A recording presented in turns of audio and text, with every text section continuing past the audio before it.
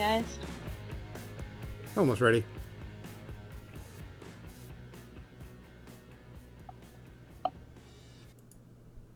What? Look, we're there. Hey guys, if you're just now joining us, we are back. We are going to be changing up things around here just a little bit. We're not on the YouTubes. Are we making it bigger, faster, stronger? Stronger, better, cooler, all that hunky-dory stuff. Hey, Henry, how you doing? Are you done for the day? Did you disappear off? Oh, hi, Hannah. We're just getting back onto our regular stream. We're changing up a few things right here. Just so you know, guys, we have added some new commands to everything. We do now have, of course, we have our Discord rules, songs, giveaways. We do have our shout-outs, which, with one of my mods, please give Miss Hannah a shout-out for me, please. And we've also added, of course, we always had our love. We've also now have hug and exclamation point question. So you can actually ask questions of what's going on. Other than that, we are changing up the way we view a bunch of things around here. If you notice, our screen's going to change. We have a new, media section splash screen, thanks to our lovely Kathy. She made something. It looks really, really cool. You can paint middies and work Photoshop. Multi-talented. More talent than I have. Other than that, so if you want to, you can try out the hug command. It's exclamation point, hug, space, and then whatever. And then, of course, love is the same way. Other than that, just let y'all know, we are doing some changing up to our stream just a little bit. We will not be doing a scheduled stream on Friday anymore. John is starting to get his stuff set up, so he may be doing some streaming. That's a little ways away. I need a desk first, because Yeah. this is not a good I will continue to do my Monday morning and Thursday morning streams from 10 to noon. And occasionally, I do go a little over noon if I'm on a roll. And But Miss Hannah just gave us $5, guys. Hey, thanks, Hannah. She's got 2. Look at that. She's our 2 donators. Guys, we really appreciate any donations that y'all do, because everything that you give us goes straight back into the stream. Right now, we're saving up money from Twitch to buy Kathy a new camera, because she needs one desperately. So palette cam, and then I'm going to be getting a table so that I can have my laptop in here all the time, so that I can stream more often at random moments than just my set schedule of Monday and Thursday. Also, we will be getting new badges. Badges? We don't need no stinking badges. I was going to go there if you gave me a second. I gotcha. And also some new emotes. I have talked to a very good friend of mine, and y'all have actually seen a lot of her work. She has offered to do us some emotes and badges for free because she loves us. Aww. If y'all remember, when she's on here so often, Jackie is starting to do some digital sculpting and everything, and she has offered. I asked her about what she wanted, and she said to do nothing but give her a shout out every so often. And so this is what's going to be coming up. She's going to be doing, y'all seen, if y'all follow us on Facebook, you know, she's been doing some Star Wars artwork, and it's amazing what she's doing. So she said she's going to be working on that. She's got her Adobe and all that stuff coming in, so I'm like super excited. What else? Like I says, we've added some new things. We are trying to get to a certain level of followers. We would like to eventually punch over 200. If we reach any of our goals, if you notice the goals all the way around, up in the left-hand corner, our giveaway. Once we reach 75, we will definitely be giving away something. Once we reach 225 followers, we'll give away something. And if we get 10 more subscribers, because we have 10 subscribers now, guys. I didn't even know that. Sometimes they just come in and they subscribe, and we're like, who was that? And they disappear for a second. And we are so happy and thankful. Guys, y'all don't understand how much that means to us. Congo finally noticed that it came. Yeah. We did, a heist is up, but I did lower the, how many times y'all can do it, because we were getting a little too much spam out of it. No problem. We got that. I think everybody needs to start using the exclamation point question command for a bit, so they can kind of have a little fun with that. Everything's kind of set up just for y'all to have a lot of fun. And also, if you're Streamlabs, uh, we've got it where you can actually play a few other games on the stream while we're doing this. But other than that, let's get to our tradition. All right, guys. What are you drinking, Cass? Oh, wait. I totally forgot. We're going to do a bet. All right, guys. We'll go with John. All right. Is Kathy drinking rum and Coke today? Minimum bet is 1. Maximum is 100. You can enter by typing exclamation point bet space. Either 0 or 1 and the amount. So before we do that. So y'all can go ahead and get started on that, and you know the thing. Other than that, John, what are you drinking today? Well, my actual drink is more of Banyan's rum and ginger ale. Rum and ginger ale. I can't stand Before ginger ale. our shout out, I'm going to do some of this, some of Banyan's apple pie moonshine that he doesn't like, so he asked me to drink. And well, I mean, if you're going to ask, I'll drink Apple pie moonshine? Yeah. Do you drink it with ice cream? Hey, Erica. I could if Hi, someone. Erica. Oh, I've got ice cream downstairs. No, not right now.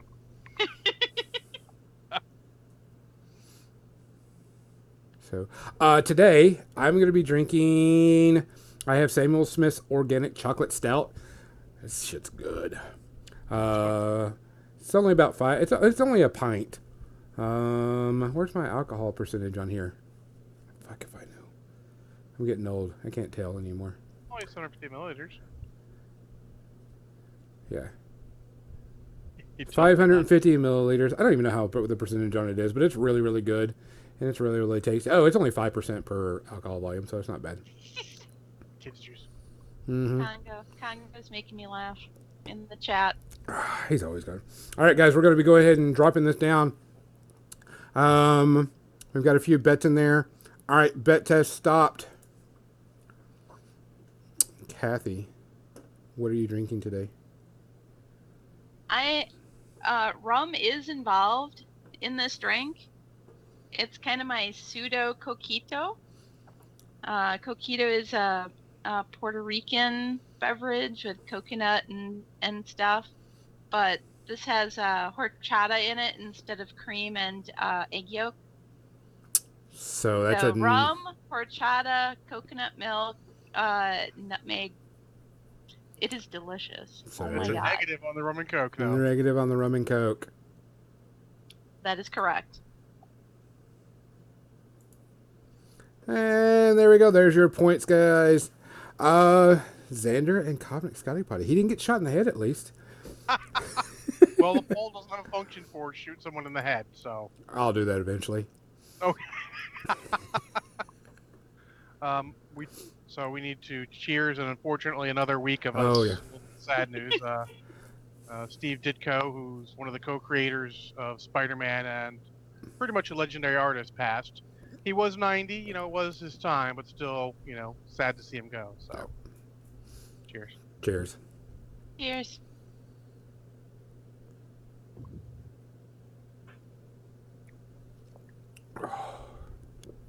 Damn, that's good. All right, let's get this paint cam going. Get some of this. I've been dying to paint the rest of these since I started on them. Is that your wait? What do you call those again? Endless spells. Okay. All right, guys. If you notice, we did do some changing up on a lot of stuff. Yeah. It's all different here. Holy moly. It's Yep. even set for widescreen. It's got the black bars at the top. Perish the thought, Banian. Yeah, no, not Stan Lee. Y'all think he's gonna die or something? I think he's like immortal. I mean, eventually he will, unfortunately, but I guarantee you I will go out and get something special for him. Oh yeah. So today I'm gonna work on the endless spells. Kathy, you should be proud of me. I used my airbrush. Yeah. Awesome. I used my airbrush to put the base coat of purple on this. You can't. Oh, cool. Mikey's skull ball of skull spikiness. Yeah. This is the Purple Sun. I'm going to do a little bit more airbrushing on the spikes because I want the spikes to have a white tip, but everything else to Uh-huh. be purple.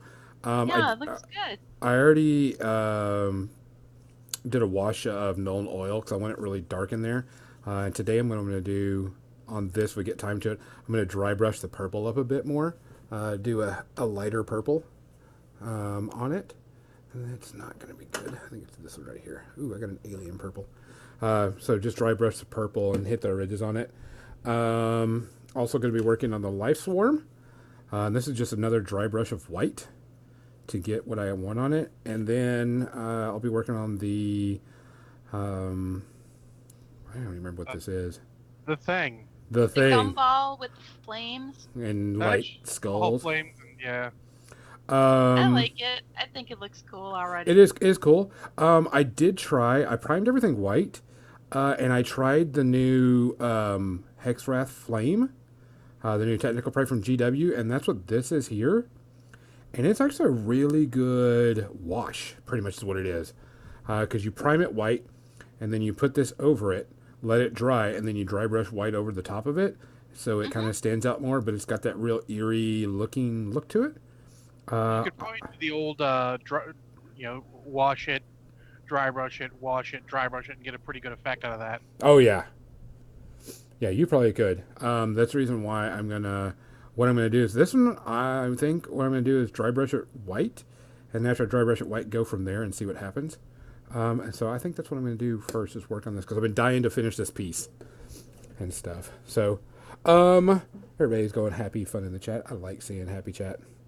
You could Mhm. Um, always dry brush it something that's almost white, but tinted to sort of contrast with the color that's already being laid down. yeah. Well, what I thought about is after I get a layer, I think I might dry brush this like a yellow, like a bright, Mm-hmm. bright yellow, the green, and I'll kind of make it stand out, and then dry brush it another white. Make it a little pop a little bit more, maybe. I don't know. I want to see it first. The ball, I'm definitely going to dry brush white because I want these skulls. I'm probably going to paint up a little bit higher. Yeah. Um, Other than that, let's get to our topic. I know we didn't send out a bunch of information on this one because we were discussing, and something came up over this week that we're being part of. If you don't know, of course, we're sponsored by Broken Egg Games, and Adam asked me if we would help him do a charity, which y'all know us. We're always big on charities and doing charity stuff. Um, and right now, I'm not 100% sure how it happens or how we're doing it or what's going on. I just said yes because what's going to happen is once it's all done and said, um, we will have to paint 2 Rocket Girls for the new Crucible guards, and we give that away as a charity prize. Of course, I asked Kathy if she'd be willing to do it, and she said yes. So, so we wanted to, I figured we could talk about charities in a way we, as geeks and stuff, can contribute to it, to something, and how we can do it ourselves. So, with that said, John, what charities have you done before? Lifetime. Well, I mean, we've done the old Pantheon of John all day casts for charity for Uh-huh. juvenile diabetes, I think it was. Yeah, we did that one. Yep. Yep. John Con also, when Mount John does John Con, it's technically for a charity too. It's for Food Bank, which is a charity. I've done a couple, food machines, again to food banks and all for charities. But Mm-hmm. be honest, charity, having poor gamers use it for charity is, from my point of view, reasonably a new thing since back in the old UW Warhammer days, we weren't really ever big enough to do that. Correct. And at the point where we were, no one really thought about it until I jumped in the War Machine guys, and they were doing Food Machine every month, every year. So, What is Food Machine? In case someone doesn't know, because we got some people that aren't. Food Machine is generally a War Machine tournament where you bring cans of food, or you pay money and get tickets in lieu of cans that they'll take the money towards this buying more cans. Where you get special bonuses for using your cans or your tickets, and you play normal War Machine. Well, relatively normal War Machine with just a bunch of extra bonuses and stuff. There's a whole rules out there. The general rules involve being able to add stuff from other factions to your army, or re-roll stuff, or get all sorts of cool bonuses just because you brought food. Yeah, I know that we've done one before, and we add in a lot of stuff. And like I said, it's either done with cans of food or it's done with, um, buying, putting just giving money. Mm. And I know that some of the things that we've done before is you could bring for one game, depending on how much you donate or what you give, you could bring a gargantuan from another faction in your faction and make it a, you know, a friendly faction model, which I think is a really broken thing to do. But it's all for But it's charity. not about broken. It's about charity. You know, Correct. it's never a serious, super competitive tournament. Though I've seen people get super competitive on the reroll. It's like, oh, I reroll. Like, oh yeah, well I force you to reroll. I'm like, oh yeah, well I'm gonna reroll because that one wasn't good. But You know, every I've had single people go back and time, yeah, you have to pay to make them do that. That's how yeah, we did it. and also yeah, double. So basically, it would be one ticket to reroll, then one ticket to make him reroll, then two tickets to reroll again, and it's gotten crazy but amusing.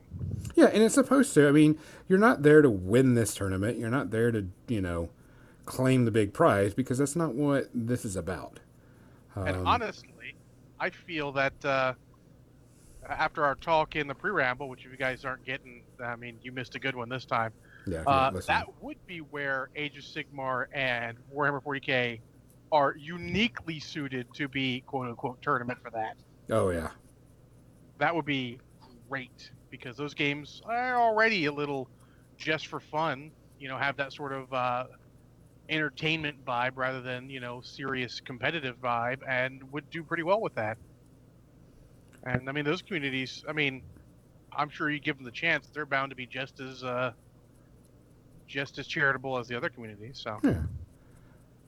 I mean, you've got to look at it that this is not about winning the game. It's about doing stupid stuff while giving things back. Um, actually, I just remembered another one that I did from long, long ago. I don't know if any of you ever remember the old Decipher Star Wars collectible card game, but they had a tournament called the Sean Valdez tournament based on one of their fans who unfortunately passed, I believe, from cancer at a very young age. Not only they give him a card in the game, they started having a tournament yearly for him. Um, I played in a couple and actually hosted. Me and another store got together and hosted one at a local hotel, trying to make it a big deal for one of them. So we've done that too, yeah. but that was a long time ago. Feels like a whole nother lifetime. Yeah. Because I know that we've done. I mean, I've done Food Machine. We were on Metal John when you and I did the 20 The some all odd day guy. hour. Yeah, the all Yeah. day cast. Which I'm thinking about doing that as a personal one, just for the hell of it, one day. Well, funny thing, that might be another one coming. Do what? Might be another one coming. We're working on it. We're talking about it. Well, no, I'm talking about me doing my own personal one Oh yeah, yeah. since I have time off. Think about doing a 24-hour cast just to kick my butt for a change. Force Oh myself to Yeah. paint. what's the video game one? You know about Extra Life? Yeah, Extra Life. Do it for Extra Life. That way people can do that whole request thing, like, oh, I want you to paint this kind of model. Get a bunch of models. See who will donate models to you. Then you could just paint whatever. Yeah, I've got all these models. You guys pay X to be the one to vote on. Tell me what I paint next. Wouldn't that be cool? You just sit there for 24 hours painting models. Yep. Because you know what I did? I already signed us Yeah. up for Extra Life. I've already signed More Than Dice Oh, up as an Extra Life partner or whatever they call them. I don't know what they call it. And so sometime before summer's up, sometime in July, I haven't figured out what day I'm going to do it. I'm going to do, and I haven't even told my podcast people because I wanted it to be a surprise, doing a 24-hour stream for Extra Life. well, Cool. there we go. It would be an all-day, 24-hour paint Right. with Gonzo, with the ability to come in and join the stream, and on a Skype session with me, Wow. Awesome. and do stuff like that. It was something I decided I think I should do for myself, and two, you know how I like to give back. Oh yeah. I'll have to join you for a while on that stream. Yeah, I'm Yeah. gonna have to figure out the day. It won't be this week coming up. Maybe the week after though. So it's just something I wanted to do because I think right now in our society we need to be looking out for our fellow man a whole lot more than what Yeah. we should. Sorry to go off, and I kind of wanted to hold that off until later today or later in the Well, stream. sorry, I sort of. But no, that was good. This is part of our topic. Yeah. Yeah. But Yeah, that's what I've done. Kathy, what have you done for charity stuff? Well, since I don't have a lot of extra cash hanging around handy, when people approach me to paint models, and it isn't that often, although Gonzo did just approach me, or other people approach more than dice. Anyways, Gonzo's like, "Hey, do you wanna paint this for this charity?" And I'm like, "Yeah." I may not be able to donate money, but I can donate some of my time. correct. You know? That's a great point because not everyone has the means to donate money. Not everyone's at that point, but you can donate time. Do what you can. Ask if they need someone. If it's an event, see like, hey, do you need someone else to volunteer so to help run it so someone else could not run it and play? Yeah.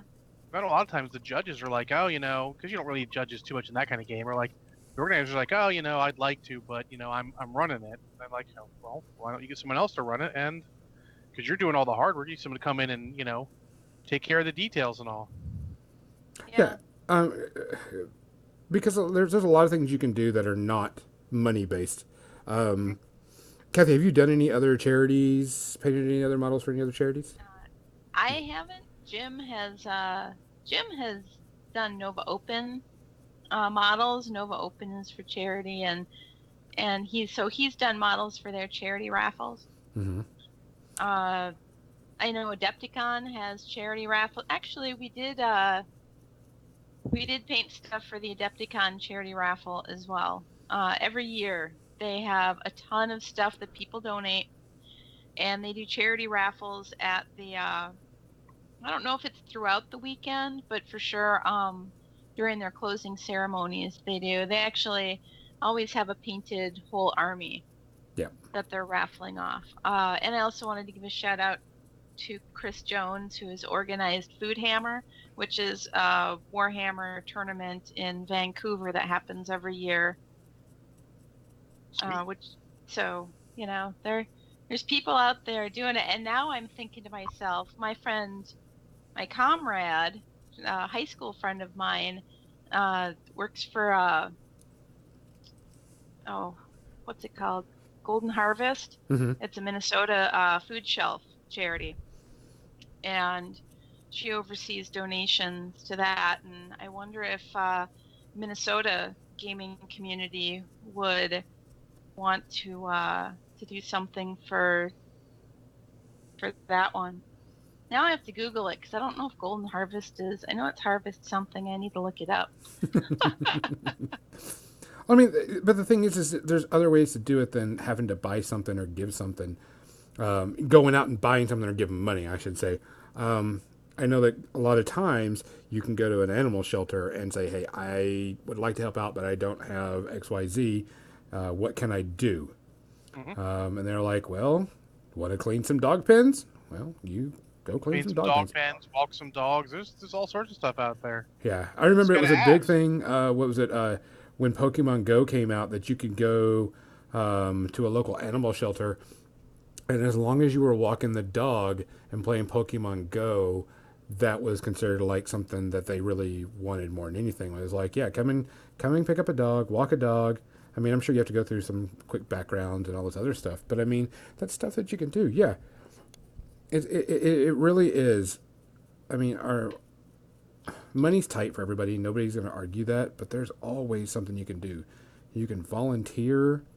You can, give something away. If you have a model that you're not going to be playing with and you want to, give that model away, you can paint it up and give it away. There are plenty of people that need, or you have a way to give stuff up. Donate it, put it on eBay, and do the proceeds towards charity.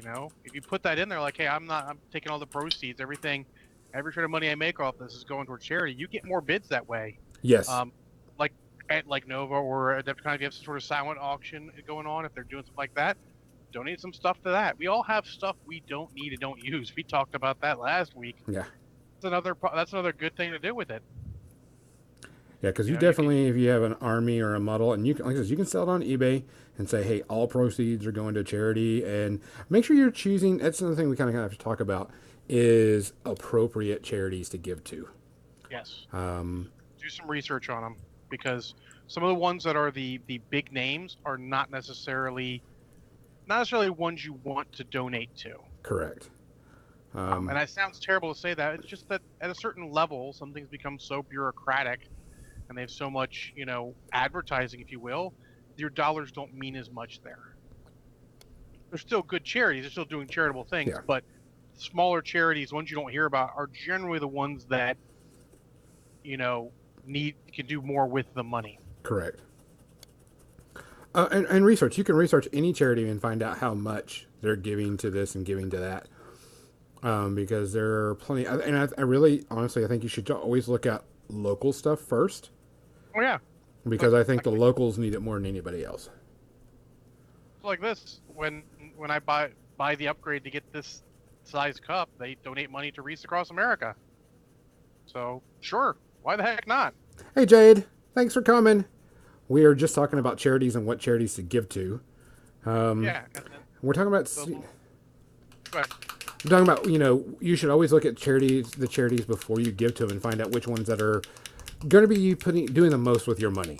How much of the money that you're giving or time or whatever actually goes towards that thing. And it's usually your smaller ones that can provide more and stuff. So, Kathy, you were talking about Adepticon and their charity stuff. What are they? What do they give their charity to? I mean, what is that? Do you know? I don't actually know. I think it changes from year to year, actually, sometimes. Yeah. I think at least part of proceeds go to a veteran one, and I'm not sure which one it is. I know there's several.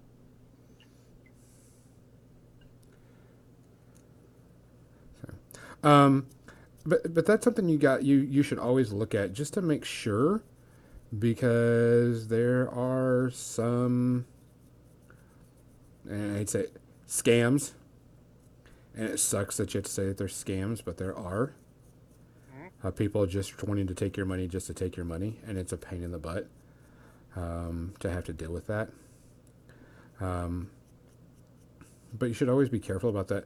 I know that one of them that we're doing the one for Adam at Broken Egg Games is for PTSD, which we know is a pretty big issue and problem of anybody that is in any situation. It doesn't have to be military. PTSD for anything. I don't like how this is going. So, and also if you donate to a cause that you feel passionate about, you're more willing to put in the work. Like, y'all know I'm a big softie for animals, and if I will, shit, I will definitely give money towards local animal shelters and anything else, because we all know that we got so many freaking animals out there. Even with all the stuff going on, I always willing to help out with that. PTSD. I mean, what was it? Last year we did juvenile diabetes. John, is that what the one we did last year? Juvenile diabetes. Yeah. So find something that is worthwhile. That's going to Yeah. be something you're going to do. I know that as nerds, geeks, whatever you want to call us, we have to find ways to give things that are worth it, and take a look out there and try to find somebody or something that is worth giving your time to. And look at the little stuff too. Maybe, it sounds silly, but maybe at the grocery store, if you buy a different brand of something, some of that goes towards local food kitchens. I've seen that before. Uh-huh. Maybe a local restaurant's doing some sort of thing where if you buy a certain meal, part of the proceeds go to local charities. We did that. The local Brewsters did that with hot fudge or banana splits a couple months ago, and I had a banana split every day because why not? That's something I enjoy. I'll go a little crazy on it, and It's great to have a banana split, which is tasty, and then also go like, I'm helping out, Reese Across America and local animal shelters. It's great. Look at stuff back when some tornado hit a small high school in, I forget which state. I want to say it's North Carolina, but like just devastated. And they had a couple NFL players from it, so they got with their teams and they sold hats that where all the proceeds went to help, that high school. So I'd heard about it, and I'm like, well, sure, I'll buy a hat. I like hats, so I went, paid more than I would normally for a hat, and bought a hat. Little stuff like that. It's sometimes you get something for it, sometimes you don't, but just take a look out there. They're out there. You need to keep your eyes open for it. Oh yeah. The t-shirt screen printing company I used to work for used to well, I'm sure they still do. Uh if there's community charity events, Hmm. like a run, to make money to support. Every year there's one for cancer, and it's like a foundation. There was this guy whose family is keeping it going. He died of cancer, and so every year they have this thing, and every year Off-World prints shirts and stuff for it. They want to give back to the community. So those people are making all their money on the sales of those shirts because the Off-World is donating their time and their resources and stuff. Yeah, and look at stuff like that, and go the next level. Also, if like Off World is doing donations occasionally, and maybe Screen Printer B isn't. If you're looking to use one of them, use the one that does the donations because you're helping keep them in business, which is perpetuating it. It's sort of next level, but I mean, sometimes it's what you can do. Yeah. I like Amazon's. I know they're like the evil empire of, mail order everything, but they have that smile thing where I where only you order from can, Amazon Smile. yeah, you can choose to. There's a whole big list of causes that you can choose to donate to with like every purchase. And so why would you not? Yeah, I mean, so it's no, you don't pay anything different or anything. I mean, I've generated, about $10 for St. Jude's Children's Research Hospital just by ordering on Amazon, anyways. I mean, you should look into it. It's the same thing. Just smile.amazon.com instead of the regular. Yeah. I mean, if you're going to order anyways, you might as well do it in a way that helps people. Um, Even to a lesser extent, maybe you don't. Maybe that's not your cup of tea. Just look at everything around. Not even just your charities, but even you know businesses you want to support, and stuff like that, because there's similar stuff there. Yeah. But to get back to how it relates to the hobby, Mhm. if you're running a tournament, and you need shirts for your convention or your tournament, or you're giving away shirts for prizes, uh, ask if there's like a screen printing company or something that will donate the shirts. Donate the printing for your cause. There's lots of ways that as a tournament organizer or a convention organizer, you can reach out to your community charities, find out what charities are in your community, Mhm. you know? Yeah, and you can just make a tournament for a charity. Say everyone, yeah, I know this is a little higher entry fee, but we're putting all the proceeds towards this charity. I mean, that's all you got to do if it means something to you. And it's where it Yeah. starts with us You, doing stuff. you could have like a toy drive, during the holidays, you could have a toy drive tournament for that sort of thing. Yeah, entry fee is bring a toy. Boom. Oh yeah, because we have one of our local player works for CASA, which is an advocate for children and stuff that are in the system, and they have a lot of kids that need stuff. And I know one year I looked at them and they were like doing a toy drive every year, and I was like, well, what do I need to bring? And he's like, please don't bring any more bicycles. We've got enough bicycles. I go, well, what do you want? He goes, I know this sounds stupid, and I know, we joke about it, but can you bring us a shit ton of Yu-Gi-Oh cards? And I went, done. Oh yeah, yeah. Because the kids, I mean, it's a lot of kids, and the kids want to play games. And Yu-Gi-Oh cards are something because if a kid is moving around from foster home to foster home, they can just pick up and take Yu-Gi-Oh cards with them. Yep. And so I was like, yep, I can do that. That's not a problem at all. That's fantastic. And so Yeah. I bought a crap ton of Yu-Gi-Oh cards. Hey, Jade, you may post your nonprofit there so people know. I don't have a problem with that. If you want to give us a link to your nonprofit that we can help out. But I mean, in today's thing right now, we've got a lot of people that need help. And I think it's very important that if we have the time, the energy, and all that stuff, we should.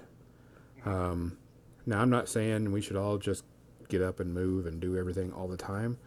But if you see something that's happening or see something locally that, hey, these people are having issues or whatever, or the local animal shelter is having problems, do something about it. It doesn't take much, guys. Even even if it's like 5 or 10, I feel like I'm on a pledge drive. I'm not. Even if it's like $5 or $10, if there's a ton of people that just donate $5 or $10 because that's all they have, Mm-hmm. that's a world of difference. Yes. Look out for GoFundMe's and keep a wary eye on them. But sometimes it's like, hey, this family just has a really rough time. A buck in a GoFundMe, and then you share it with your friends, could end up $20, 30, 40, whatever. Suddenly these people are having a better time. Oh, yeah. Yeah. I had I've had friends who have had to resort to that through circumstances that are beyond their control. mm-hmm. Yeah, I know. And it's really been a lifesaver, and it's been a joy to see them get back on their feet again because of it. Yeah, I mean, was it Trollton Heston, who was a Pantheon John follower and also one of our followers early on? He just had a baby. When the storms came through and I showed you the flooding, his basement flooded. He lost a ton of stuff. He's had to do a lot of stuff. I mean, luckily he's doing okay, but I'm like, look, dude, that's the kind of thing. There are families that aren't as well off and don't have a friend base like he does to help out, where, if that happens, that could destroy them forever. Correct. So take a look at that. It may only be $5 to you, but that person, that could make all the difference. Yeah, I mean, there was, what was it? One of my coworkers' friend, their house burnt down. And they were looking for just clothes. And I'm like, you know what? Give me a minute. I've got t-shirts galore and pants and all this stuff because they were looking for young men and older men clothes. And I was like, and I was amazed how much clothes I got rid of. And I still had plenty of clothes left. I was like, crap, I hoard a lot of fucking clothes. And I donated, I think it was like 3.5 trash bags full of clothes for them. And yeah, they aren't anything great. They're just t-shirts and shorts and jeans and so on and so forth. And I sent it to them and they were like, they were ecstatic. They were just like amazed that I would give them that much. And I was like, well, it's just sitting in my closet. It's something I can give. Yep. It's what we need to do. I have no need for, all of this stuff. Yeah, look for local stuff. Sometimes it's like they just need simple stuff. Yep. Just do what you can. It's out there. Look for it. You'd be surprised how much of your clothes you don't wear whenever you look at it. I just filled a bag for the Salvation Army down the street. I literally just put all of my clothes out of hampers and boxes into drawers and into the closet. I know exactly how many of these clothes I don't wear. Yeah. So, I mean, there's other ways. I know that at one point, I know our animal shelters were just looking for blankets. They were like, we need blankets just for our dogs and cats to lay on because they didn't have any. And here's a weird one. Sometimes you guys we get those gift cards for random giveaways at work or wherever, some sort of crazy thing. Sometimes you don't need it. Like, I don't shop at this place. Maybe just, some of them will take the gift card. Some of you can just buy something there real quick that'll help them. You don't necessarily think that way. You're like, this gift card's no good to me. Just, pass it forward. Yeah. A lot of stuff you can do there. Look out for your fellow human beings. I think that's what we're going to have to do. Yeah, we got to look out for each other. I mean, they're not, they are not looking out for us. We need to look out for each other. Yeah.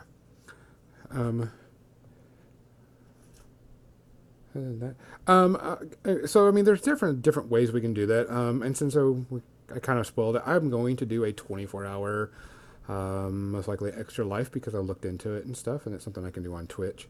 24-hour stream. I'll give more detail whenever I get closer to it because I'm going to have it where you can come on the show and sit and paint with me on the show.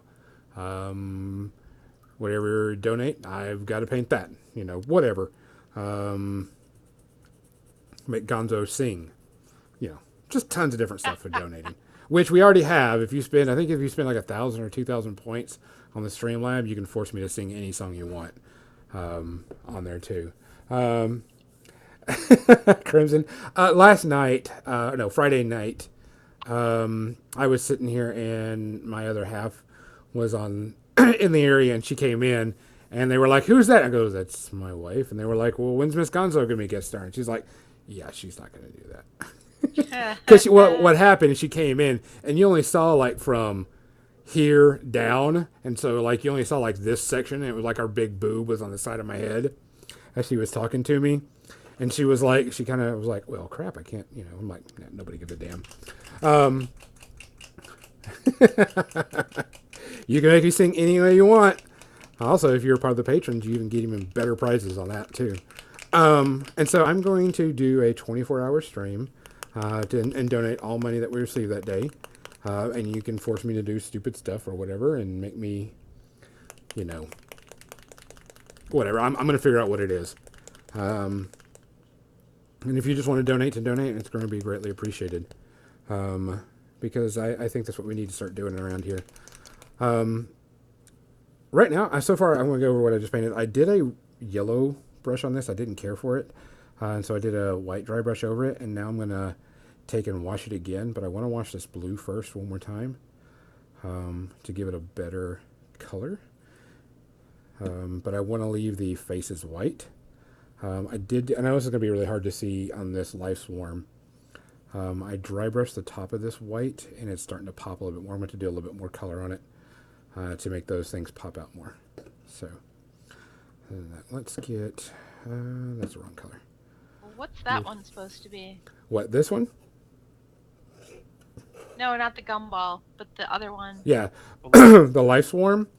What it is when it moves over units, you can heal them or damage them, depending on what's going on with it. You bring it out and it flies, and when it moves around the board, if it lands on or goes across certain models, it heals like D3 wounds.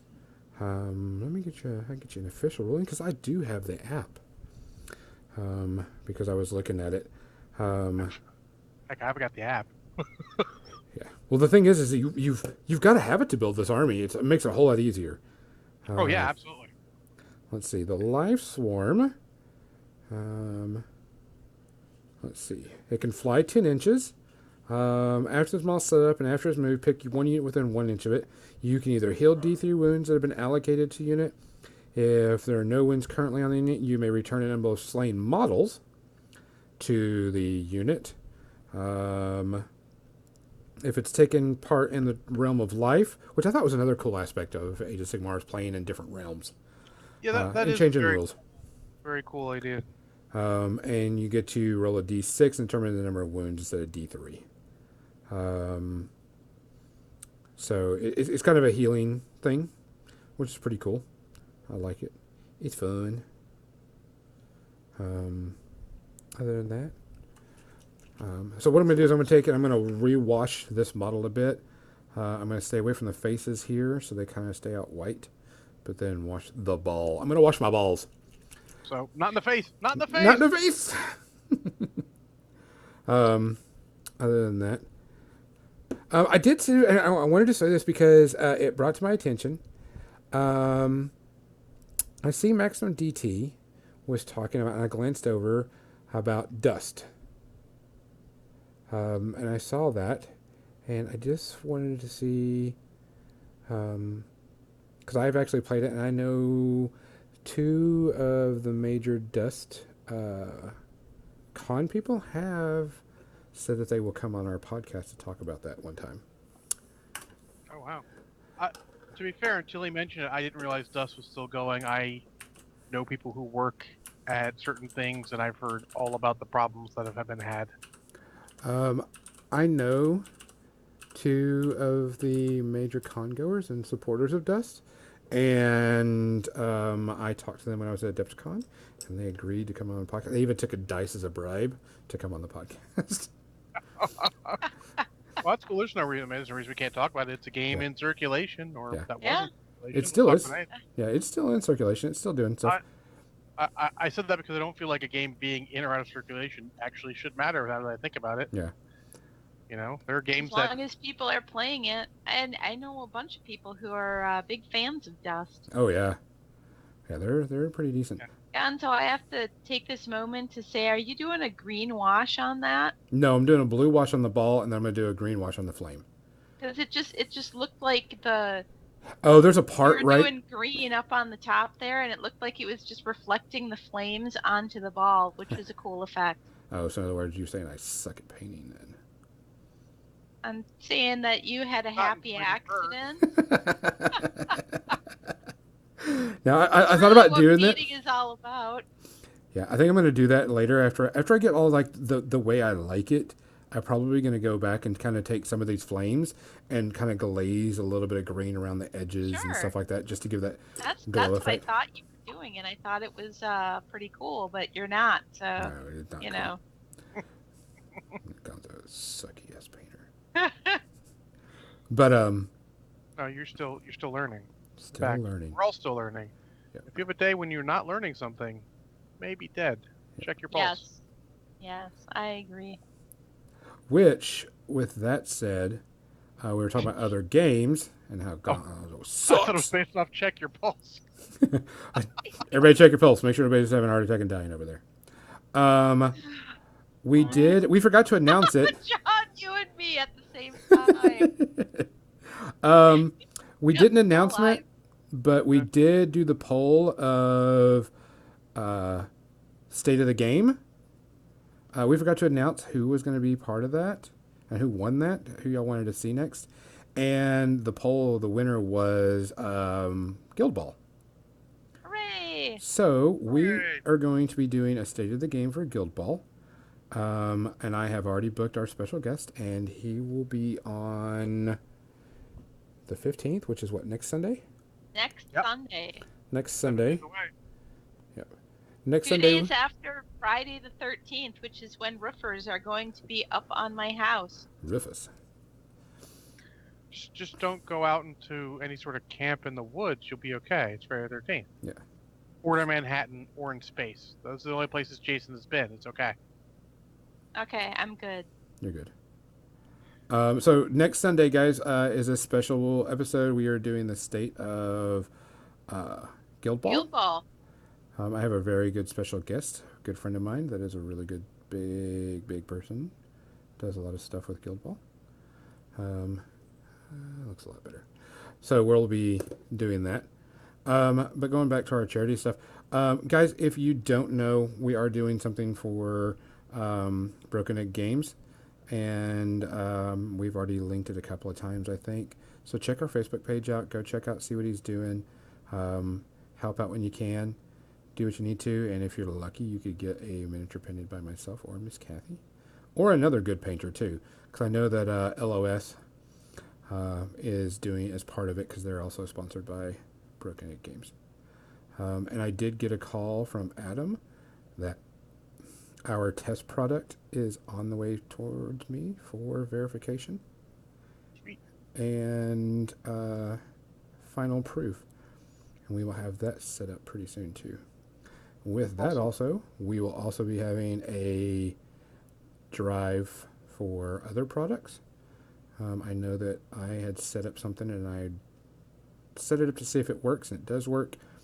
I set up for t-shirts, bandanas, mugs, you name it, with our logo on it, which, as you know, everything that y'all give If it's the site I think it is, does it have thongs?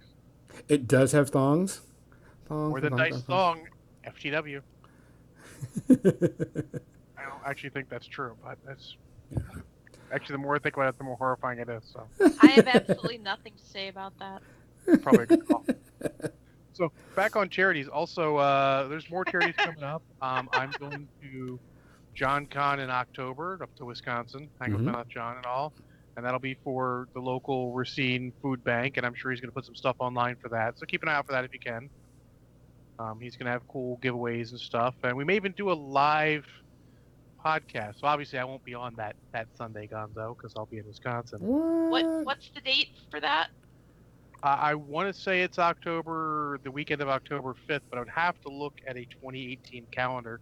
I Don't will have. have to look at my own calendar and see what's going on, but I mean, if you're 2018. only a couple hours away from me, Yeah, it's the 5th through the 7th. The 5th is the 6th and 7th are gonna be the big things. I think the 6th is actually the big day, and then the 7th, I think we're just doing stuff. But we'll see, because I'll be stuck at their whim, because I'll be in Wisconsin. yeah. But yeah, I mean, and I'm looking at trying to get to more cons. I need to get stuff sorted out around here, get the finances figured out, because it's a new place, new dynamics. War Machine Weekend. See, Gonzo, I want to go to War Machine Weekend, but it's just I don't play War Machine anymore. You don't I have love to. you guys. You can I know, I love play you Monster guys. Apocalypse. You can come and paint. We need volunteers. So I love you guys, but I'm not gonna fly to Wisconsin, fly to St. Louis to volunteer for that's crazy talk. I might just go to hang out. We'll see. All right, you can do that too.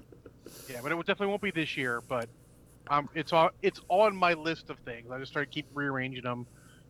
Plus, it depends on when it is, because that actually matters a lot. I think you're actually in the beginning of a month, Usually it's beginning of November.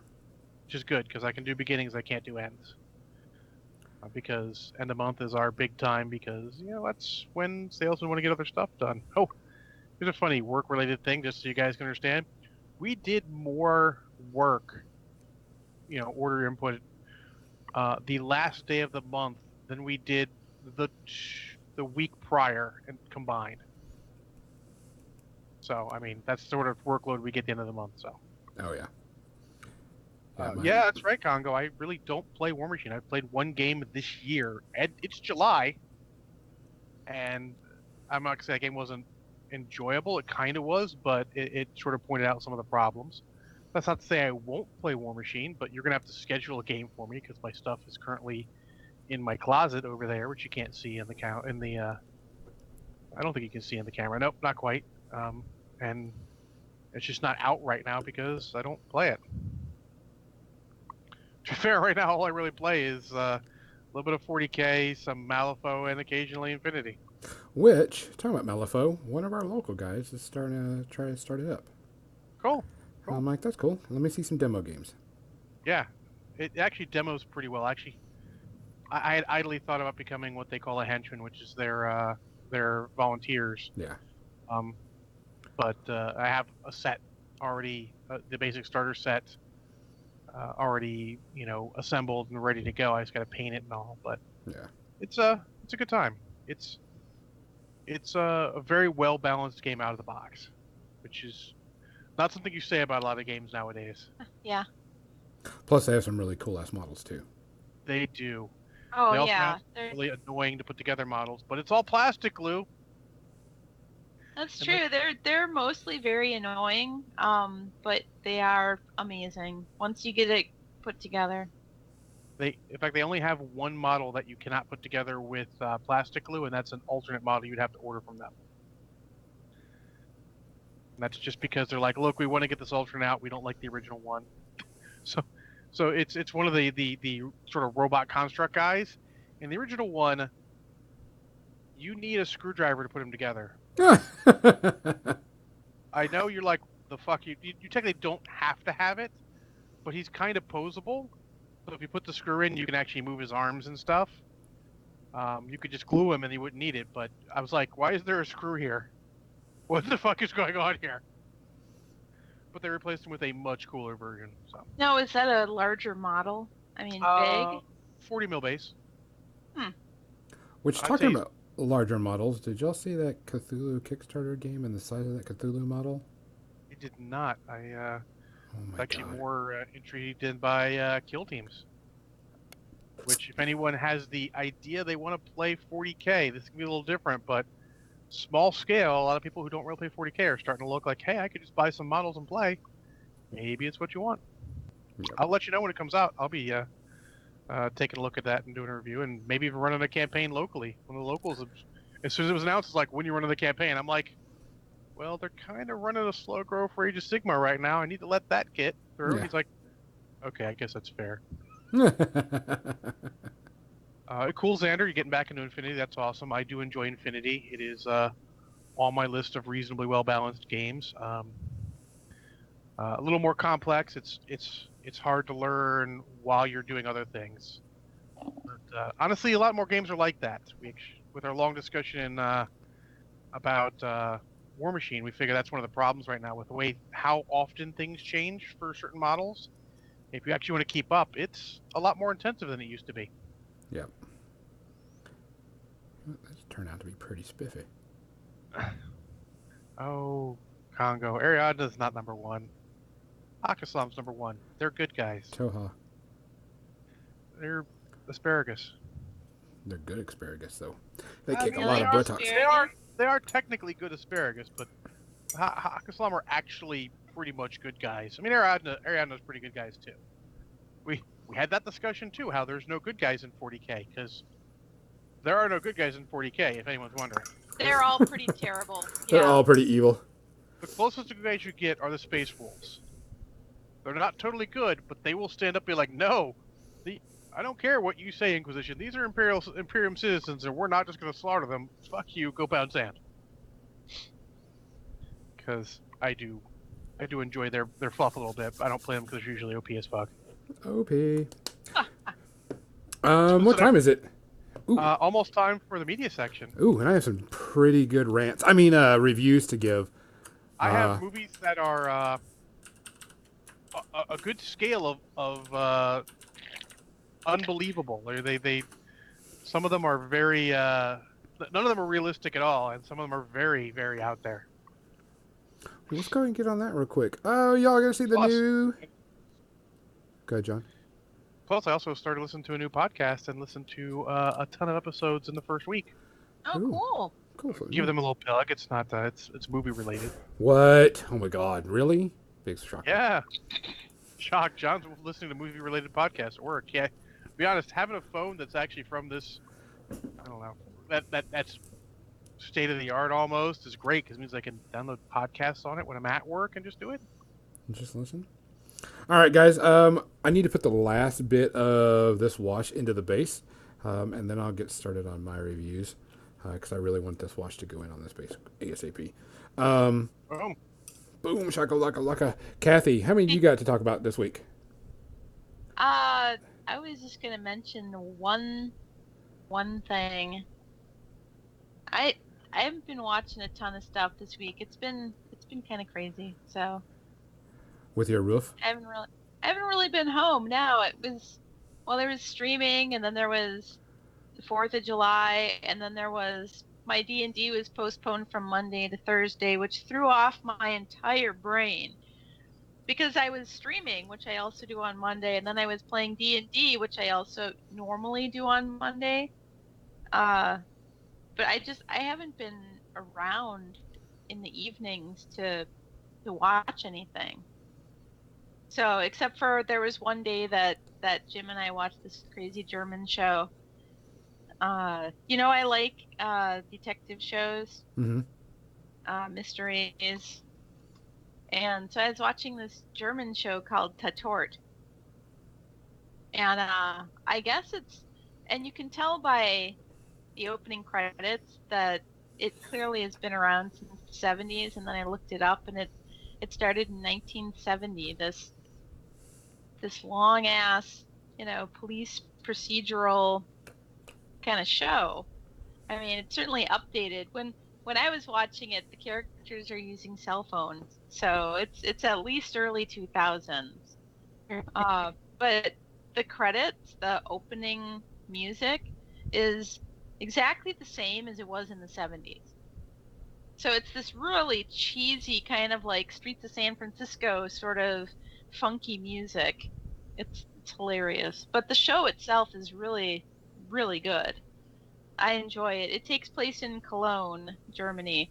And the last episode that we watched this week was where the Leipzig police and the Cologne police are combining forces to uh, catch these insurance fraud art dealer guys.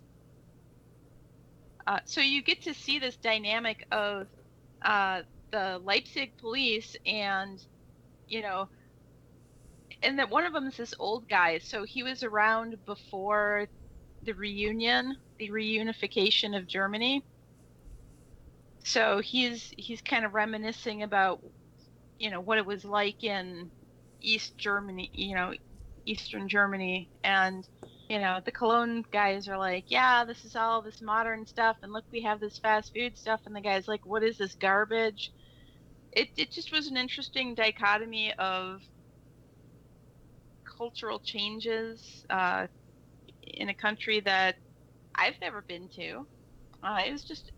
It's an interesting observation of cultures clashing. So that's Tataort. That was the one episode that I watched this week of it. It's a fun German detective show. Is it? I guess it's subtitled. Oh, absolutely. Okay. No sprechen Sie Deutsch. Not hardly at all. And then on top of that, how many space herpes would you give it? I don't give it any. I like it. All these foreign ones, I just enjoy the seeing what's so different about the culture and the kind of politics and the kind of societal problems that they're facing that they address in these shows. And in the U.S., you don't often get that these days. Hey guys, how are we? John's saying he's getting some weird sounding. How are we sounding on y'all's end? Because it seems like we may have some sound issues. If we are, let me know, because I'm not showing any issues on this end. I think it's my connection, honestly. I think Okay. my Skype connection is shit. Okay. We're just making sure, John. Okay, they're saying they're fine. We're fine. So we're just making sure John's is having some issues, so not a big deal. I blame Just want to make sure.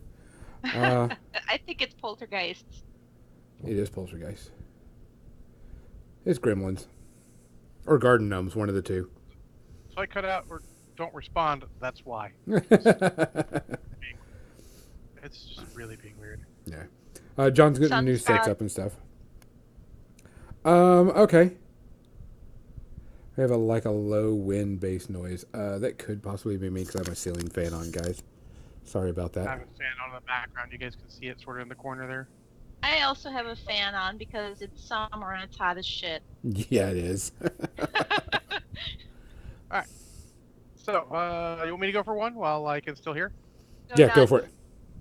I'm going to go for the most realistic of the movies I watched. And that would be National Treasure. Love that movie. Uh-oh. Oh, yeah. What was that, Gonzo? That's an uh-oh. Uh-oh movie? No, it's good. You want to watch a sort of quasi-jingoistic, sort of archaeological Indiana Jones sort of adventure that's much more family friendly. That's what you watch. Because it is. There's very little gunplay in it. Only one guy dies, and that's just because he fell to his death.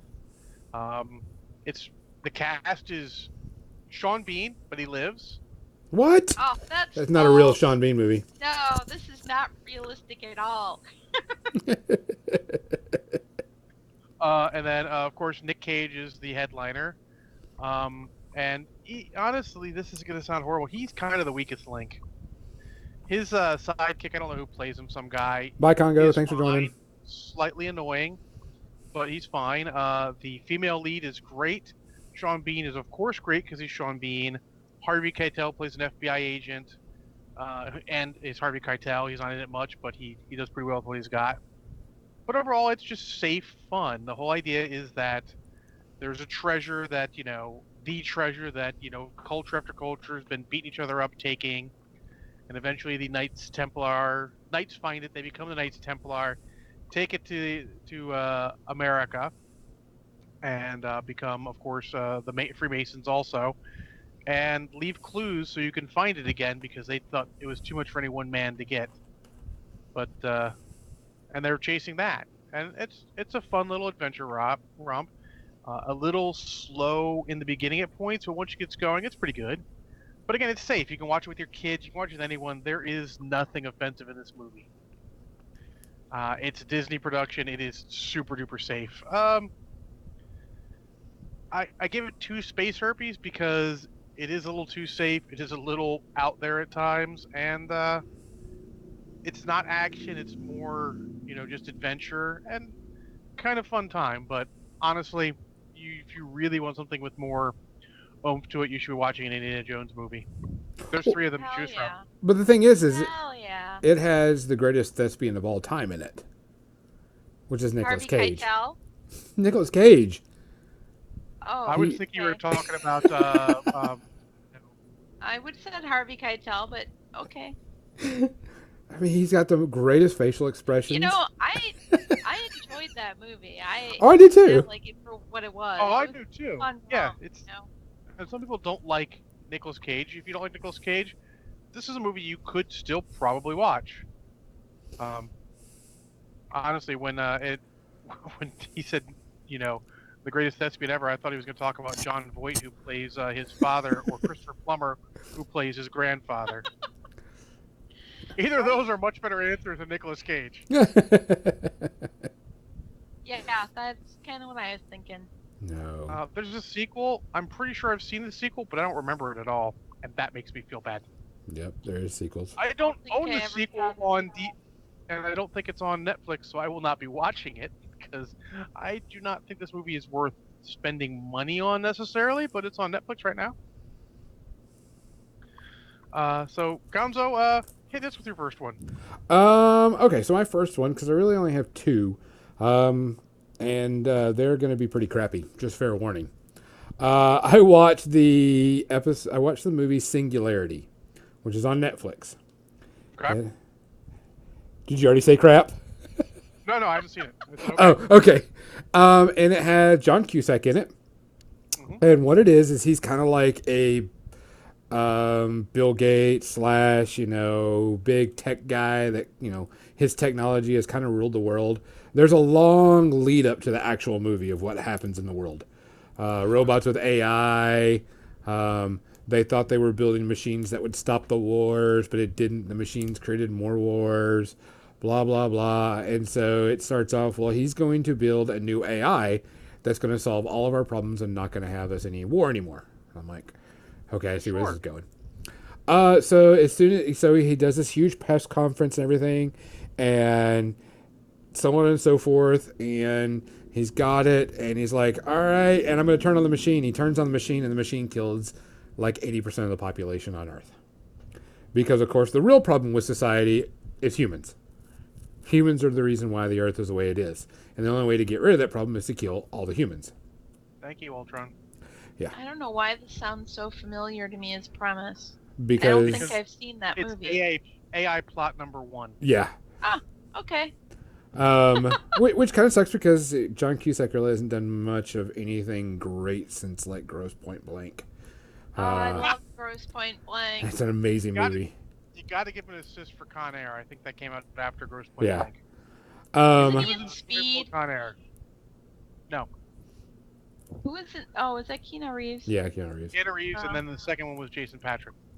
But all right, never mind then. you meet the supposed hero of the world, and she's supposed to lead them to the promised land. I don't remember what they called the promised land, but lead them to the promised land and get some stuff done and rescue and be with the rest of the humans in their safe place away from the machines, aka we're talking about Matrix here. Plot line now. And she meets up with a guy that gets attacked by the robots, and luckily she has her own home built EMP bomb and stops a robot from killing him. And then all of a sudden, of course, that the person she summoned was a new robot AI, aka Terminator. I was gonna say, and then the rise of the machines begins. Yeah, and so the machines have killed like 80 to 99% of the population. And so, of course, there's going to be this love triangle involved between the robot and the human, and all this other Oh, stuff, of course. and it's just Flying robots, no robots. It's it, no. it, it's so fucking bad. And then then on top of that, Nice, Scott. they girl Jesus, that's pretty damn funny. And it's just really, really, really bad. The acting's horrible. You don't feel you actually want the robots to win. You're like fucking kill them both. Just get it over with. And so there's a bunch of things where the girl finds out that he's a robot and blah blah blah blah blah, and the two guys are like blah blah blah. We just need to kill all the humans. They're like, no, we need to let them lead us to Zion. I mean This the sounds like some YA shit. yeah, and so it was bad, and so they're sitting there and they get to the place that they think where this sanctuary is, and it's actually a robot manufacturing plant. But they find this spaceship, and oh my god, this necklace he found on the ground, and the necklace she wears starts up the spaceship. And when you put the necklace on it, it starts it up and sends the signal so the spaceship can fly to the promised land of the humans. Now, remind you, this was I think 2030 or 40. Um, Oh, it doesn't even matter. yeah, and for some reason, the they take the spaceship and they fly away, and they fly away and they get to the home planet of where the humans are living now. Of course, it's a super advanced technology place, and remind you that it's only like 30 years or 40 years in the future. Oh, actually, it's 130 years in the future. But in those 130 years of being attacked by robots, we were able to build spaceships that can travel at light speed and build our own, go to a planet and build our own society there. And Wait, so it was like just, 130 years. Shit. yeah, it was. I mean, it was bad. And they don't even end the story because the whole plot line was whether the humans are going to whether they're going to get there and destroy the robots or the humans live, or which back and forth, and we don't even get there because it ends with them landing on the new planet, and John Cusack's AI robot is like, now we know where they're at, we're coming for them, and all the spaceships fly off into outer space. I'm like, really? Holy shit. Yeah, it doesn't sound good at all. How many space herpes you give it? Oh, fuck. I would go. 1,000? Fuck sounds like a good number of space herpes. Fuck all. It's on its own spectrum because I mean 5 is kind of the worst that we've ever given, and that's like what Turkish Star Wars in its own right. Turkish No, Star Wars. No, it's Atlantic Rim. Atlantic Rim. That's right. It's right there. It It's still just sounds better than Atlantic Rim. yeah. It's horrible beyond belief. I'm sitting there watching this, and luckily I was doing something productive like cutting bits out of my sprues to put in a box, or I would have fucking killed the TV. I was like, this is oh my god, this is horrible. Well, thanks for Yeah. taking one for the team. I've taken 2 for the team today. Don't you worry Uh-oh. about it. Eh, I'm taking 2 for the Kathy, you team. got anything else? no, I don't. All right. Well, my second one and the second most realistic movie I watched. Actually, Banyan watched it with me. I'm sorry, I got Benio. the TV hooked up. He came up hooked up Netflix and everything, and then I'm poking around Amazon Prime, and I'm like, oh, they got Battle Beyond the Stars for free. So let me see how the transfer is. So I started watching that, and we ended up watching the whole thing. If you don't know, Battle Beyond the Stars is basically Seven Samurai, Last Magnificent Seven in space. Doesn't follow all the same beats, but it follows off the same beats that Robert Vaughn basically plays the same character in Battle Beyond the Stars as he did in Magnificent Seven, and some of the same lines. Wow. Probably a third of the budget, and George Papard is the other third of the budget. And so it's fairly fun. You basically, John Saxon runs the bad guys, the bandits, and they come with their big ship that has a stellar converter, which basically can turn a planet into a star, which is a good super weapon. and tells the planet of Akir, which has one green spot and the rest of it's fuck awful, that he's going to come back and everything they have is his. So he leaves, and they send out Shad, who is played by John Boy from what was that, the Waltons? The Waltons. Yeah, played by John Boy from the Waltons, and he's going to take the one ship that Nell, who trusts him, and find people. And he goes through finding. He gets 6 other ships to help him, and you get a Roger Corman produced, low budget action sci-fi feature. It is a lot better than you think based on the description, because the person working on a lot of the effects and models and all is one young James Cameron. Warner did the score for it, so the score is also suitably epic. And the acting is at times decent, at times B-movie, but it's enjoyable and eminently watchable. I'm going to give it roughly the same rating as National Treasure, because while I think National Treasure is probably a worse movie, this has some facepalm moments, and it is lower budget, and you have to be in a better mood. So it would be a solid 2 space herpes. Solid 2. Yeah. I don't think any of mine... I take that back. Some of mine will get above 2 today. Not many, though. All right. Well, what's your next one? I watched a movie called Tau. Spelled exactly the way the 40K guys are spelled. Probably without the apostrophe. And also the Greek letter Tau. Yeah. And it is another movie on Netflix, made by Netflix. I'm like, okay, let's watch it. I got time, I wish I didn't have the time.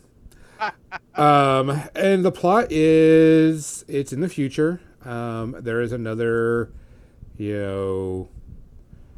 brilliant mind that's creating the next artificial intelligence. And is, another Steve Jobs, Bill Gates, whatever you want to go for type thing. Lives secluded in his own house, has his own personal AI butler that does a lot of stuff. And pretty much what it is the guy captures people and implants devices in the back of their head so he can read their trauma centers and stuff like that to help build a new AI. Okay, I can get that. Record the, things that are going on and use it, blah, blah, blah. Of course, you've got that one badass person that can, buck the system and fight everything and will kill and do everything. And she breaks out of her prison, and eventually he lets her stay in the house while he goes to work, as long as she completes these tasks and works with the AI butler.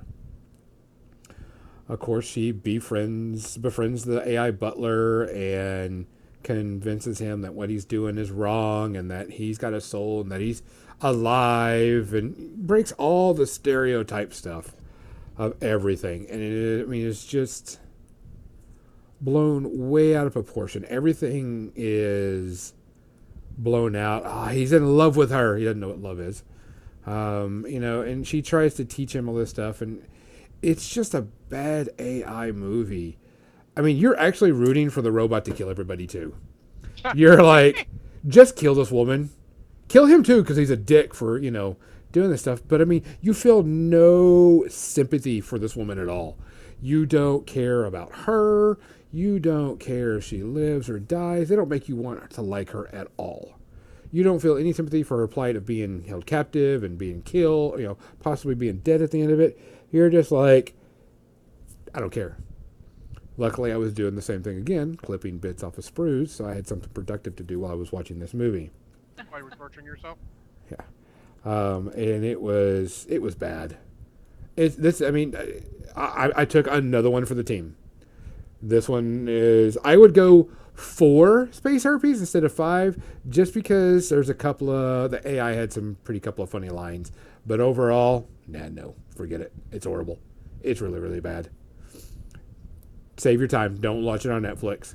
Say Gonzo said no, and then slap yourself. I'm like, I wonder what this is about. But then with your seal of disapproval, I will skip it. Yes. It was horrible. I have a couple other things, so... I have another movie still. Oh, sweet. What you got? The least realistic movie I watched, before I get to the podcast I'm talking was a little movie starring Vin Diesel, The Rock, and Paul Walker called Fast Five. And yes, that is the least realistic movie, and the last one I covered was science fiction, so keep that in mind. If you guys don't know what Fast Five is about, it is obviously a continuation of the Fast and Furious series, picking up exactly where the fourth one left off. Exactly? Pretty much exactly, yeah. Because it starts off with the bus prison break where. So it starts off, and they basically spring Dom from the prison bus by having his sister make it start swerving because she's driving crazy near it. So I give them, a little tip of the hat for trying to pretend they care about physics. And then Paul Walker hits the brakes in his big muscle car, and the bus clips it and starts tumbling. And they get Dom out, and there are no fatalities from that, which may be the most unrealistic thing in the goddamn movie. But at this point, they were still pretending them and physics, were getting along still. They hadn't quite totally broken up and deleted each other's Facebook accounts and shit like that. So they go to Brazil, and they're supposed to just meet Dom. Dom's taking his time. They meet up with Vince from the first movie, the guy who hated Paul Walker, and they decide to take a job. And during the job, for some reason, Dom shows up with Vince and decides to be an asshole because something shady's going on, and changes the whole plan. Where if he hadn't, they'd just gotten paid, would have avoided the whole thing. So it's one of those few movies where the protagonist causes all the bullshit they have to deal with. Because something shady's going on, so he has his sister drive the one car they really want out because he doesn't trust them. To be fair, though, when you're a criminal in that kind of line of work, when people are getting squirrely, sometimes you got to call an audible. So, turns out they've got all the drug kingpin's records in the car, and so they're going to use that, and they're going to rob him. So it becomes a heist movie, and The Rock is in it because The Rock is playing the base federal agent who's basically hunting them down because some of the drug kingpin's guys killed the DA agents that were on the train, and they blamed it on Dom because Dom was there. So of course you blame it on Dom. So they get the crew together, which is actually pretty cool because they get people who are all throughout the other movies. You get Han show up. You get Giselle, who's played by Wonder Woman. Yeah. You get, obviously, Paul Walker's there. You get both of Paul Walker's buddies from Fast and Furious 2, Tyrese and Ludacris. And they all go do their thing and set up this whole plot where they burn one safe house worth of money to convince them to put all the rest of it together. And they put it in a police station, and they're going to go raid the police station and take all the money. It's kind of funny that how far this has come from a street racing movie where they don't even show street racing. Like, there's one street racing scene, and the protagonists have just stolen police cars because they need to sneak into a police garage, and that's a really good idea, actually. And they're racing. There's an earlier scene where Dom and Paul Walker's character show up at a street racing scene, and they want to get cars. Like, let's get the cars. We'll race you for your car. Because Dom's a legend. Of course you race him. Yes. Show that scene. They just cut to them coming back with another car, which I find is fairly amusing because it shows they know what they want to do, and that's be a heist movie. And honestly, it's a good heist movie. It's not a realistic heist movie. So it continues on. They encounter The Rock a couple times. There's a lot of macho posturing that's very outrageous and very amusing. And then eventually, The Rock's character finds them, and in the best bit of acting in the movie, The Rock and Vin Diesel have a knockdown, drag-out fight that actually looks even. I say it's the best acting because there's no way that fight should look like it's even, because The Rock is in his just musculousness. Holy crap. It looks like it would break Vin Diesel over his knee like it's nothing. But, hey, they sell it. It's a great fight. They end up capturing the core of the crew. And as they're taking him back, the drug kingpin still wants these people dead. He's found out. So he hits their convoy and kills all of The Rock's people. And The Rock's about to die, but the Brazilian translator officer that he has working with him feels a little sympathy for Dom. He kind of understands him, so she cuts him loose, and they come out guns blazing, of course, and save the Rock. And then he ends up helping them on their heist because that's the kind of man he is. And then it gets to the capstone scene of this, which is Dom and Paul Walker's character in police chargers dragging a giant vault safe through the streets of Brazil. I can't describe it. It is the most unrealistic thing I've ever seen, but it is truly awesome at the same time. I won't spoil the total end of it, but it was super fun. It's an amusing movie. Adding The Rock to that series was the best idea they ever had. The second best idea they had was make it into heist series rather than that. The next one continues on. I might watch it this week. We'll see what kind of time I get. But man, enjoy the crap out of where this series had gone, and I'm gonna give it zero space herpes. What? But hey, with an asterisk, got to be in the mood for a movie like this. Like, they wear it on their sleeve. They don't fucking care. Like, you're like, oh, that would never happen. They don't care. You can tell by the early scenes when they flip the bus and then when they drive the Stingray off the cliff to save Paul Walker, and they both jump off and land in the water. Like, you realize they don't fucking care. Physics, sit over there. We like you. You're cool. We're gonna do some lip service to you, but you're not in this movie. Physics has a cameo in this movie, not a full role, but they know what they are, and they do it well. It's super enjoyable. It's the best movie of that franchise. So there you go. I'm giving it 0 space herpes. Man, that's Nice. Gonzo, what you got? I have two, and one's a video game that I completed, and then one is a TV show. Okay. I recently finished season 5 of Vikings. I hadn't been able to watch it because I got rid of all the cable and stuff, and so I got it on Amazon Prime.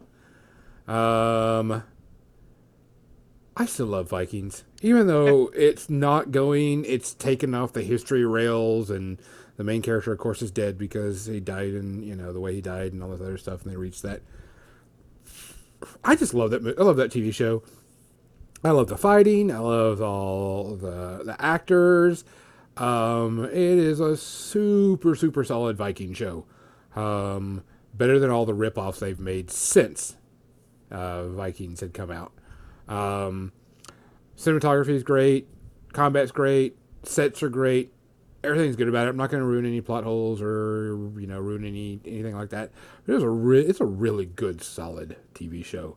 If you like Viking stuff, it's the only Viking TV show you should watch. Highly recommend it. Don't watch anything else, but if you want to watch Viking things. But it was really, really good. 0 space herpes for me. I don't want to, like I said, I can't talk about what went on because I don't want to ruin anybody's fun if they're still watching this season. Yeah, spoilers, yeah. Yeah, but I mean, definitely good. Highly recommend it. If you have Amazon Prime, you get to watch season 1 through 5 for free. So jump on the bandwagon if you haven't watched it. Go together. I forgot how much I missed that show. Just all the cool stuff and the characters and blah, blah, blah. Highly recommend it. 0 space herpes for me. And all I have now is a game that I played. I have a podcast I actually started listening to. Sure, go for it. So I only listen to one podcast. It's not Nice That I Want. It's a movie podcast, and they actually recommended another one. The one I watch is called Junk Food Cinema. They generally review older sort of movies that aren't in high regard by everyone, but they'll occasionally, for a theme regard, do some good stuff. And they recommended a podcast called 80s All Over. And what 80s All Over is doing is they're going through and reviewing every movie from the 1980s. Damn. Wow. Month by month. So whatever month they came out, like this podcast is January 1980. Every movie that came in January 1980, they review. They're not all like long reviews. Sometimes they're like our reviews. I will. You can just find it on iTunes if you just look at 80s all over. But I will send you something. So I started off listening to them. I actually listened to an episode a while ago because they had one of the co-hosts of Junk Food Cinema on there. But I figured I'd just have some time, and I concentrate better with words in the background. It sounds stupid, but sometimes I concentrate better on other stuff when there's words going on rather than just music. So I've been listening to that. I actually listened to the 13 episodes of season one, which are one for every month, and then the end of the year where they tell you what movies were the highest grossing and which movies won Oscars and what their favorite movies of the year were. And it's actually a great year for movies that year because you get staples like The Empire Strikes Back and Airplane and Blues Brothers. There's a ton of stuff, and they're fun to listen to because I mean they're not afraid to say that a movie sucks. They'll honestly talk about the movies, how they like them. No one's paying them to do this, so I enjoy the crap out of it. Like I said, I'm one season in, and they're doing it every 2 weeks, I think. So they're only in the middle of 1983, so I'm going to catch up with them quick because I'll probably get 1981 done the first 2 days of next week. But yeah, very enjoyable. I definitely suggest checking them out. 80s all over. That sounds fun. Yeah, I wrote it down, so you don't need to send me a link. I've reminded myself. I can do the Googles. Well, I've got a phone, an Apple phone now, so I just hit the podcast buttons and go, let me download all the ones for these. So let's go. Well, I don't iTunes, but I have a great podcast app called Podcast Addict, and if you type in the name of the podcast, it will search it, and you can add it to your favorites. And so I have a list of favorite podcasts that I can listen to through Podcast Addict, of which More Than Dice is one of them. What? No way you would listen to us. And this is pretty cool because these actually tend to be only about an hour long, hour and a half if they have a big month, and so it's good. Give it a shot if you like. If you like to people random up movies that are at this point 38 years old. Yes. 100%. It can't be that old. They are.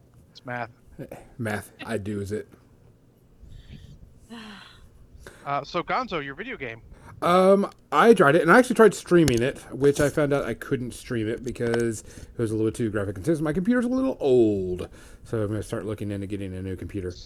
But of course, Steam Summer Sale was this last week, and I picked up Ghost of a Tale. Ghost of a Tale is a video game where you play a mouse that's a bard with no weapons, trying to find his wife. His wife has been actually taken in and and captured and stuff like this. So you have to break out of jail. Someone helps you break out. And you have to sneak around and go around different places and complete all these small side quests to do stuff and blah, blah, blah. Super, super cool. Game's gorgeous. So on and so forth. The only thing you have a stick so you can hit things, and then you have bottles that you can hit on rats' heads if they don't have helmets on, so you can knock them unconscious for a little bit. So not very violent game at all. A lot of sneaking, a lot of running around. And when I mean a lot of running around, I mean a shit ton of running around. You're running around everywhere. There's no fast travel in the game. Although it's not a large area that you're running around in, there's just a lot of going back and forth on a ton of different things. I take that back. You do have exploding acorns or pine cones that you can throw at certain things. But it's irrelevant. But you complete all these quests, and it's got a pretty decent story. You kind of feel for the characters. Some of them are kind of just blah characters that are just there to be there. Excuse me. But then you have a lot of running and hiding.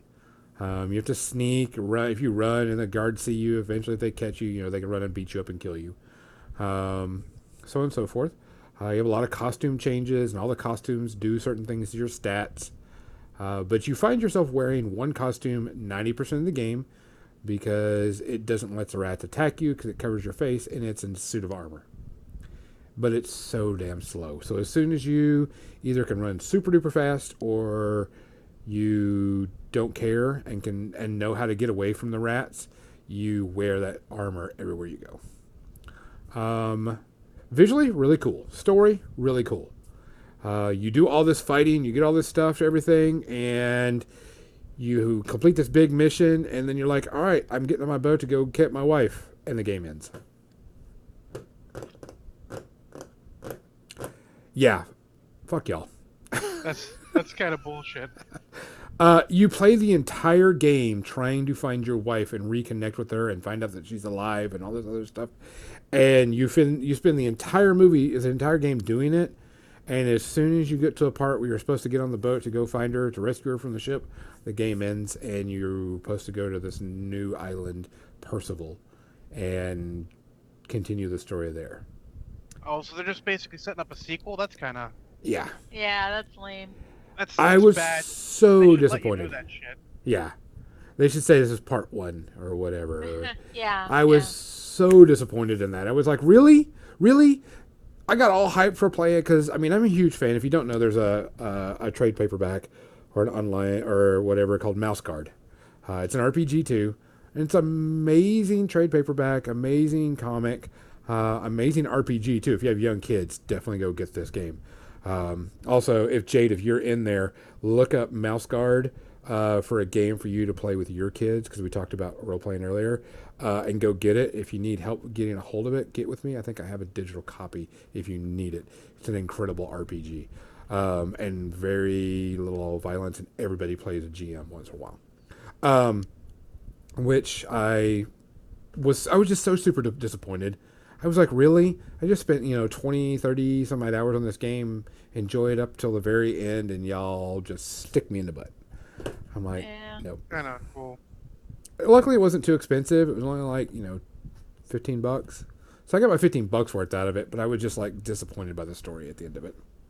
So yeah, I can't. You need to manage expectations, stuff like that. There should be some sort of hints going on that you're not going to finish it in one game. Correct. So I was just really disappointed in that. I just didn't care for it too much. I'm not going to give any space RPGs because it's a video game, and hopefully they'll do something else with it. So, just disappointed. But talking about video games, I will be doing some streaming of, and I'm going to torture myself doing this because I was having so much fun with it, playing Darkest Dungeon. Okay, yeah, I've heard a lot of stuff about that recently. Yeah. So, and it was on sale really cheap on Steam. So I'm like, yeah, and it's not graphically intense or anything, so it should stream pretty well. It's a game where it's kind of like a Dark Souls type death stuff. So definitely gonna be doing that. It sounds like a lot of fun. Yeah. Cool. So I think we ran slightly over. Hey, we did. That's okay. We did run slightly over. That's okay. Benyon, tell me what you think about that game, by the way. I'd love to hear a review of that game. And tell me what you think. So, other than that, well, guys, we are actually we're 8 minutes past. Wow. Someone's last one. Everybody died. No. Maximum DT lived. Yeah. All right, guys. Just to let you know, we're going to be doing a lot of changing coming up. Nothing major. I will not be streaming on Friday anymore. All the other times are good. Next week, we should have a Force and Destiny game going on. We've had a lot of breaks because of certain things that happen in people's lives that we just have to take a break for. I'll be Sewer Bear. I just didn't get a chance to upload it this week. I probably should have, but I was being lazy and haven't found the adapter yet. It'll make it a lot easier. So we'll get that next week. And then also I have one of my normal podcasts coming out soon. I have to record that, but should be this week coming up also. Yeah, guys, if y'all want to get some more of this information, make sure that you follow and like us. We're trying to reach a little bit higher in our followers. Yes, if you like what you see, follow on Twitch if you want notifications every time we are streaming live for content. Which we do. We stream quite a bit. A lot. Watch out for a bunch of things coming up. Like I said, we have next week will be State of the Game for Guild Ball. Kathy is doing Mondays and Thursdays. I'm doing a Tuesday and Wednesday John will have his minis and movies and Adventures of Sewer Bear coming up all next week. Damn, we put out a lot of crap. Yeah, we do. So, with that said, guys, for More Than Dice, I'm Gonzo. I'm John. Kathy. We're out. I'm upset I don't have to pee. I have a bathroom right there. It's super easy to get to. So you could have peed on air and you didn't even do it? Not quite on air. If I get the old, World of Warcraft headphones out, I can do it on those because they're Bluetooth. So. Bluetooth? See, that would be great content. On air peeing. It's funny because when I'm not always used to get upset, he's like, "Are you in the bathroom?" Like, Wait, on air peeing? Yeah, now. you can't see it. You just probably can't even Just hear it. No. No? I know John used to get mad at me for going to get drinks on air. Glad Bluetooth headset. No. I kind of miss my old apartment. It would actually go all the way down to the He's laundry got room. to see on Monday.